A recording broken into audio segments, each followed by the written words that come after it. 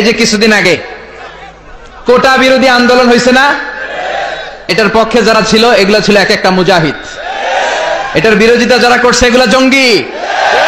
নিরাপদ সড়কের জন্য যে ছেলেগুলো, দামাল ছেলেগুলো রাস্তায় নেমেছে এক একটা মুজাহিদ, আর এই নিরাপদ সড়কের বিরুদ্ধাচরণ যারা করেছে এক একটা জঙ্গি। চিল্লায় বলো ঠিক কিনা?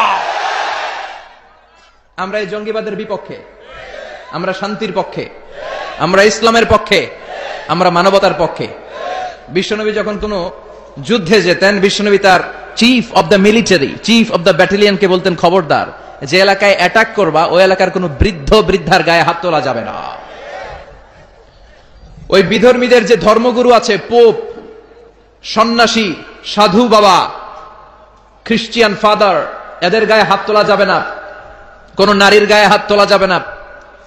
যারা সিটিজেন, জেনারেল সিটিজেন, সাধারণ পাবলিক, সিভিলিয়ান, এদের গায়ে হাত তোলা যাবে না। যুদ্ধ যদি তলোয়ার ফেলে দিয়ে বলে আমান আমান, I need the security, I seek the security, তার গায়েও হাত তোলা যাবে না। এটা হচ্ছে ইসলাম। ইসলাম হচ্ছে শান্তির ধর্ম। এজন্য আমরা চাই আমার দেশে শান্তি আসুক। আমরা দুর্নীতি চাই না, আমরা ঘুষ চাই না। চিল্লায় এখন ঠিক কিনা?